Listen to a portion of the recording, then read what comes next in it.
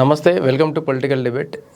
ఈ మధ్య మన తెలంగాణ రాష్ట్రంలో ఒక చర్చ జరుగుతుంది. అదేంటంటే తెలంగాణ ముఖ్యమంత్రి రేవంత్ రెడ్డికి, రాహుల్ గాంధీకి చాలా గ్యాప్ ఉందని కొన్ని సంఘటనలు చెప్తున్నాయని సోషల్ మీడియాలో, ఇటు మెయిన్ స్ట్రీమ్ మీడియాలో కూడా చాలా వార్తలు వస్తున్నాయి.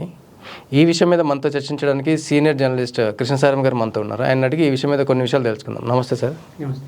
సార్, అయితే చెప్పండి, ఇప్పుడు ఈ మధ్య కొన్ని సోషల్ మీడియాలో మీరు చూస్తూనే ఉంటారు, మీరు అబ్జర్వ్ చేస్తూనే ఉంటారు. ఈ రేవంత్ రెడ్డికి, మన తెలంగాణ ముఖ్యమంత్రి రేవంత్ రెడ్డికి అలాగే రాహుల్ గాంధీకి చాలా గ్యాప్ ఉందని చాలా చర్చలు అయితే జరుగుతున్నాయి. దీని మీద మీ అభిప్రాయం ఏంటి సార్? ముఖ్యంగా అంటే రాజకీయ వార్తల విషయంలో ఏంటంటే కొంత అంచనాలు కూడా ఉంటూ ఉంటాయి. సాధారణంగా రాజకీయ వార్తలు వచ్చేటప్పుడు ఏంటంటే అదిగో పులి అంటే ఇదిగో తోక అన్నట్టు కానీ, ఇదిగో పులి అంటే అదిగో తోక అన్నట్టు కానీ రకరకాల కోణాల్లో ఊహాగానాలు కూడా చేరుతూ ఉంటాయి. కేవలం సోషల్ మీడియా కాకుండా ప్రధాన ప్రతిపక్ష పార్టీకి చెందినటువంటి మెయిన్ స్ట్రీమ్ మీడియా అయినటువంటి నమస్తే తెలంగాణ కానీ టీ న్యూస్ కానీ ఇటువంటి వారం దాంట్లో కూడా రేవంత్ రెడ్డికి, రాహుల్ గాంధీకి తీవ్రమైనటువంటి విభేదాలు ఏర్పడ్డాయి, ఆయన ఆగ్రహం వ్యక్తం చేశాడనేటటువంటి వార్తలు వస్తున్నాయి. కొంత వాస్తవం ఉండవచ్చు, కొంత ఎగ్జాగరేషన్ అంటే అతిశయం కూడా ఉండొచ్చు. ఎందుకంటే వాళ్ళ యొక్క రాజకీయ కోణాల్లో వార్తలు చూస్తూ ఉంటారు కాబట్టి. అయితే నిజంగానే ఆయన మీద ఆగ్రహంగా ఉన్నారా, ఎంత మేరకు మనం ఆ స్పెక్యులేషన్ని ఎక్స్పెక్ట్ చేయొచ్చు అంటే అంచనా వేయచ్చు అంటే దాదాపు 30 సార్లు పై చిలుకు ఈయన రేవంత్ రెడ్డి ఢిల్లీ వెళ్ళారు, కానీ కలిసింది చాలా తక్కువ సందర్భాల్లోనే రాహుల్ గాంధీ అపాయింట్మెంట్ ఇచ్చారు. అంతవరకు వాస్తవం. ఎందుకంటే సాధారణంగా రాష్ట్ర స్థాయి నాయకులు అంతా కూడా రాహుల్ గాంధీ స్థాయిలో వెళ్ళి కలిసినప్పుడు కలవడానికే ప్రయత్నిస్తారు. ఢిల్లీ వెళ్ళిన ప్రతి సందర్భంలోనూ ఏదో ఒక అవకాశాన్ని కల్పించుకుంటూ తమ అధినేతని ప్రసన్నం చేసుకోవడానికి, లేదంటే కాంగ్రెస్ పార్టీ ప్రభుత్వాల్లో అనేక భిన్నమైనటువంటి వర్గాలు ఉంటాయి కనుక ఆయన ఏమనుకుంటున్నాడో తెలుసుకునే ఉద్దేశంతో కూడా వీళ్ళు కలుస్తానికే ప్రయత్నం చేస్తారు. ఈ అపాయింట్మెంట్ అడగలేదని రేవంత్ రెడ్డి చెప్పిన దాన్ని కానీ మనం పూర్తి స్థాయిలో విశ్వసించలేము. ఎందుకంటే మ్యాక్సిమము తమ అధిష్టానాన్ని కలవడానికి, హైకమాండ్ని రాష్ట్రంలో పరిస్థితులు వివరించడానికి, ఆ వర్గాల పరమైనటువంటి విషయాల్ని ఆయన ఏమనుకుంటున్నాడో తెలుసుకోవడానికి ప్రయత్నిస్తారు. ఆ పరంగా చూస్తే కనుక రేవంత్ రెడ్డి రాహుల్ గాంధీని కలిసినటువంటి సందర్భాలు తక్కువగా ఉండడం అనేది ఈ స్పెక్యులేషన్ అంటే పొలిటికల్ స్పెక్యులేషన్ కారణమైంది. ఆయన పట్ల ఆగ్రహంగా ఉన్నారని ఇటీవల కలిశారు అనేటటువంటి ఒక వార్తను కూడా మెయిన్ స్ట్రీమ్ మీడియాతో సహా వచ్చింది. అయితే దాన్ని అధికారికంగా మాత్రము కాంగ్రెస్ పార్టీ కానీ రేవంత్ రెడ్డి కానీ ప్రకటించలేదు. కానీ కలిసిన సందర్భాల్లో చాలా తీవ్రమైన ఆగ్రహం వ్యక్తం చేశారనేది నిజానికి. ఆగ్రహాన్ని వ్యక్తం చేయడము ఒక స్థాయి దాటిన తర్వాత, అంటే ముఖ్యమంత్రి అంటే రాష్ట్రానికి లీడర్, ఆ లీడర్ స్థాయితోటి మాట్లాడేటప్పుడు రాహుల్ గాంధీ కావచ్చు, ఇతరులు కావచ్చు, ఇదేమి పార్టీ వర్కింగ్ కమిటీ సమావేశం, ఇతరత్ర సమావేశాలు కాదు కనుక 1-to-1 కలుస్తారు.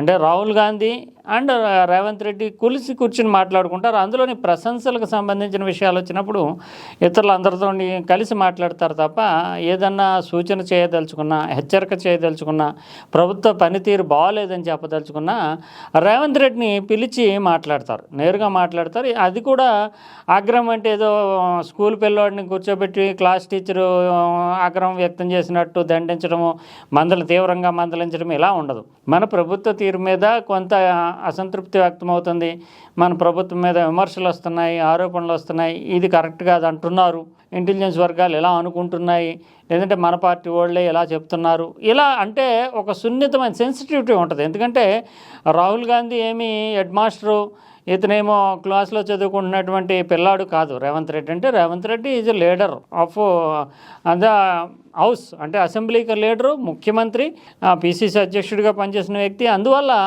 ఆ సెన్సిటివిటీ అనేది నాయకుల మధ్య ఉంటుంది. అయితే అసంతృప్తిని మాత్రం ఆగ్రహం రూపంలో కాకుండా అసంతృప్తిని తెలియజేయడానికి అవకాశం ఉంటుంది, బహిరంగంగా మాత్రం తెలియజేయరు. అది వాళ్ళిద్దరి మధ్య ముఖాముఖి ఫేస్ టు ఫేస్లో వ్యక్తమయ్యేటటువంటి అభిప్రాయం.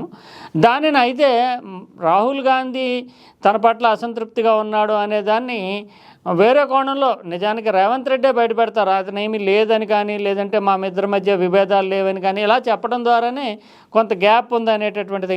తాజాగా చూస్తే కనుక నేను రాహుల్ గాంధీ అపాయింట్మెంట్ అడగలేదు అని చెప్పడంలోనే, అంటే ఇవ్వటం లేదని కానీ, లేదంటే కొంచెం ప్రయత్నం జరగటం లేదని కానీ అది తెలిసిపోతుంది. అందువల్ల ఆ స్పెక్యులేషన్కి అదొక కారణం అయి ఉంటుంది.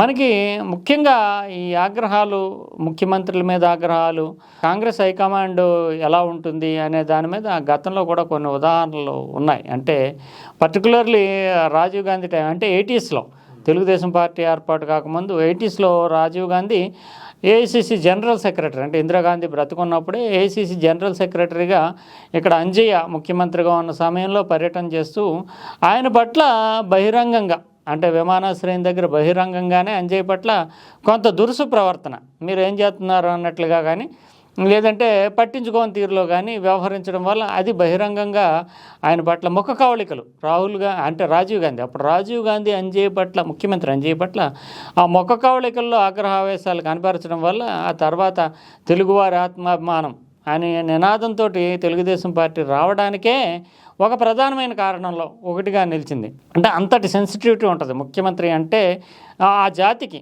అతను ఎవరైనా ఏ పార్టీ అన్నా కావచ్చు, కాంగ్రెస్ పార్టీ కావచ్చు, తెలుగుదేశం కావచ్చు, లేదంటే బీఆర్ఎస్ కావచ్చు, ఎవరైనా సరే ముఖ్యమంత్రి అంటే ఆ రాష్ట్రానికి ప్రతినిధి, ఆ రాష్ట్ర ఆత్మాభిమానానికి సంకేతం. అందువల్ల రేవంత్ రెడ్డి ఎవరైనా కావచ్చు, అయినా హైకమాండ్ ఎవరన్నా కావచ్చు, కానీ ఆ ఆత్మాభిమానం అనేది ఉంటుంది. అందువల్ల దాన్ని బహిరంగంగా వ్యక్తపరచడానికి సాధ్యమైనంత వరకు ప్రయత్నించరు.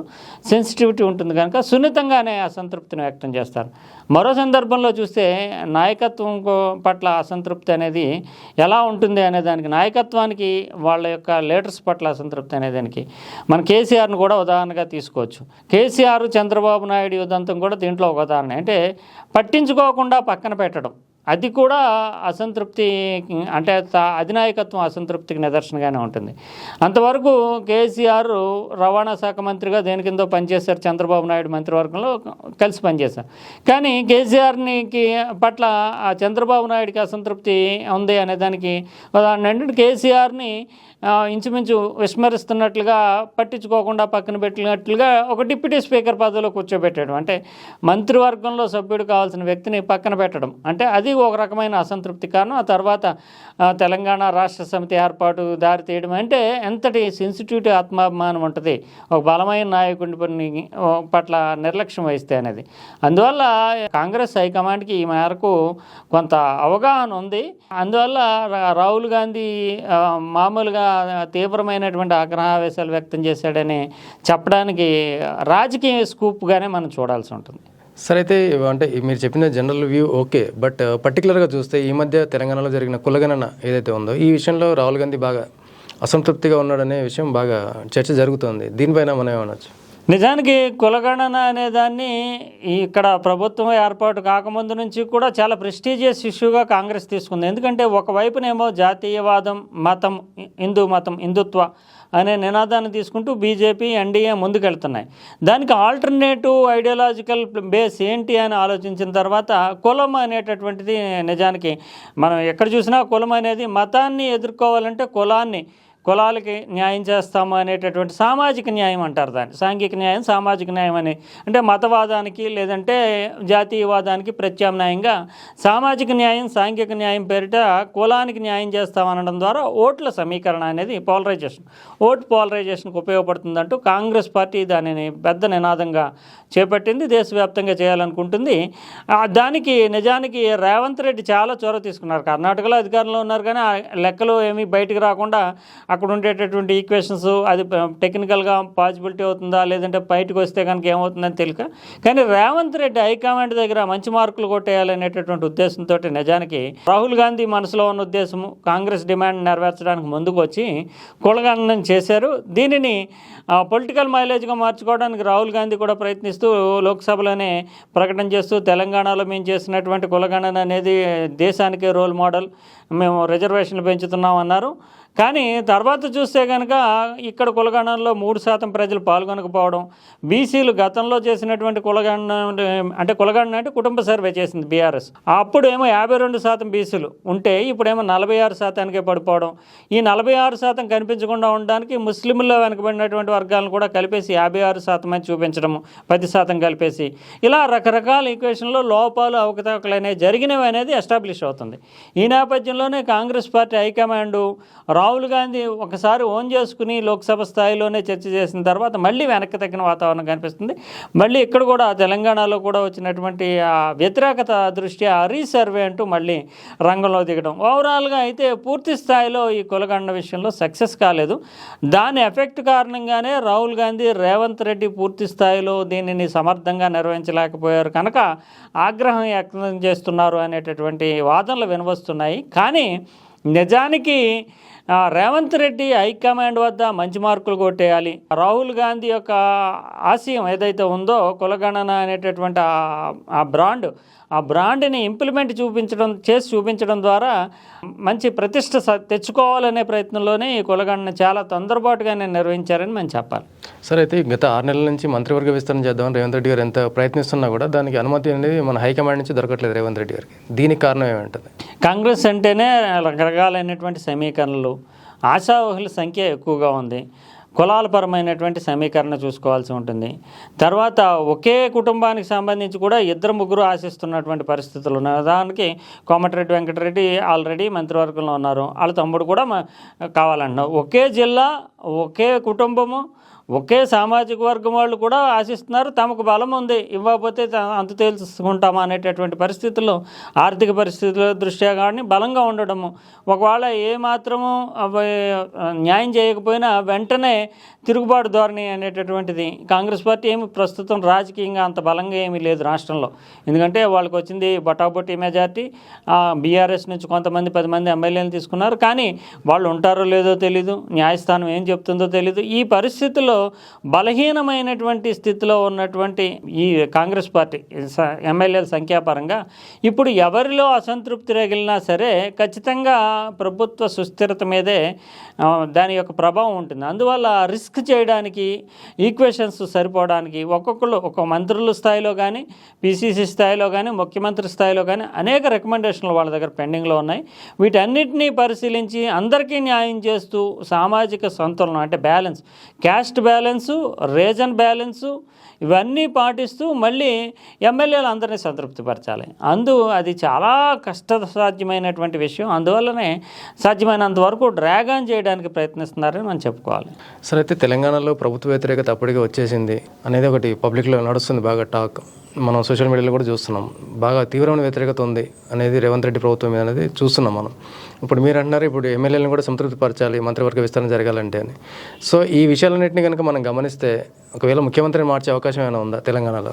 అంటే కాంగ్రెస్ హైకమాండ్ అంటే గతంలో 80sలో కాంగ్రెస్కి ఇప్పుడు కాంగ్రెస్కి చాలా తేడా వచ్చింది. ఎందుకంటే కాంగ్రెస్ రిస్కింగ్ నేచర్ ఉండేది. అప్పుడు ఏంటంటే ఓవరాల్గా హైకమాండే మొత్తం సర్వస్వం, తాము నిర్ణయించినటువంటి వ్యక్తే అమలు చేయడము, తర్వాత కావాల్సినప్పుడు మార్చడము, ఇలా రకరకాల అయినటువంటి కోణాల్లో హైకమాండ్ పవర్ చాలా పవర్ఫుల్గా ఉండేది. కానీ తర్వాత కాలంలో, ఇటీవల కాలంలో పర్టికులర్లీ సోనియా గాంధీ నేతృత్వంలోకి వచ్చిన తర్వాత పార్టీ చూస్తే కనుక రిస్క్ అంటే నాయకుల్ని బలహీనపరచడానికి ప్రయత్నించడం లేదు. రాష్ట్రాల్లో నాయకుల్ని సుదీర్ఘకాలం అంటే వాళ్ళ యొక్క సామర్థ్యాన్ని బట్టి కొనసాగించడానికే ప్రయత్నాలు చేస్తున్నారు. అందువల్ల రేవంత్ రెడ్డి నిజంగానే కాంగ్రెస్ పార్టీలో అనేక వర్గాలు ఉన్నాయి.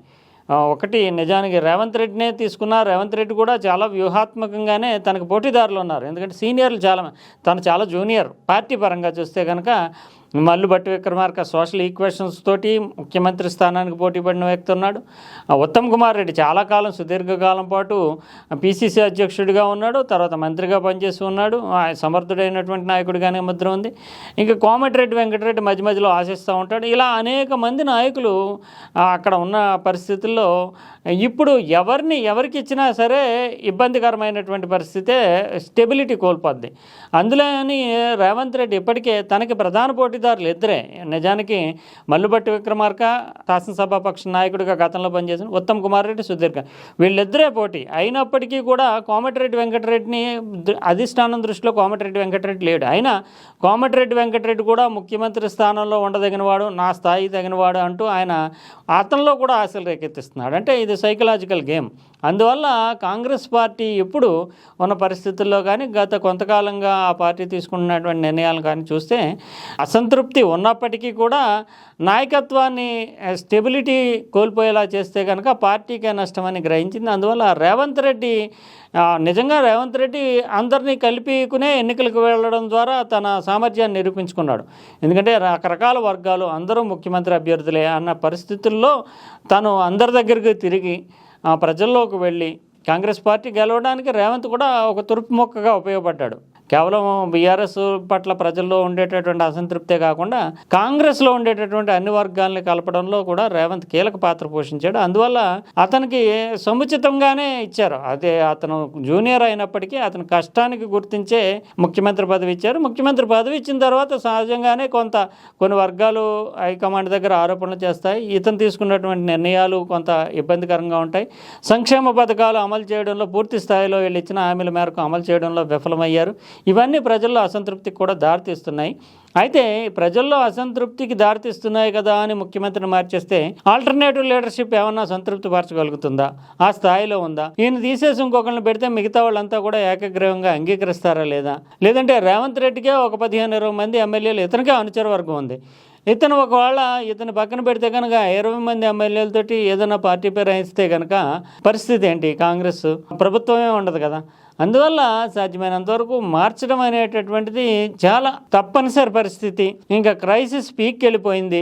తిరుగుబాటు వచ్చేస్తుంది. రేవంత్కి వ్యతిరేకంగా కాంగ్రెస్ పార్టీలోనే తిరుగుబాటు వస్తుంది అనుకున్న పరిస్థితి ఉంటే మారుస్తారు తప్ప ప్రజల్లో అసంతృప్తి ఉంది కనుక ముఖ్యమంత్రిని మార్చేస్తారని అనుకోలేం. పార్టీలోనే రేవంత్కి వ్యతిరేకంగా ఒక తిరుగుబాటు స్థాయి ఏర్పడితే కనుక అప్పుడు రేవంత్ని మార్చడానికి అవకాశాలు ఉంటాయి తప్ప ప్రజలలో ఉండేటటువంటి అసంతృప్తి ప్రాతిపదికగా మాత్రం హైకమాండ్ నిర్ణయం తీసుకుంటుందని చెప్పలేం. నమస్తే.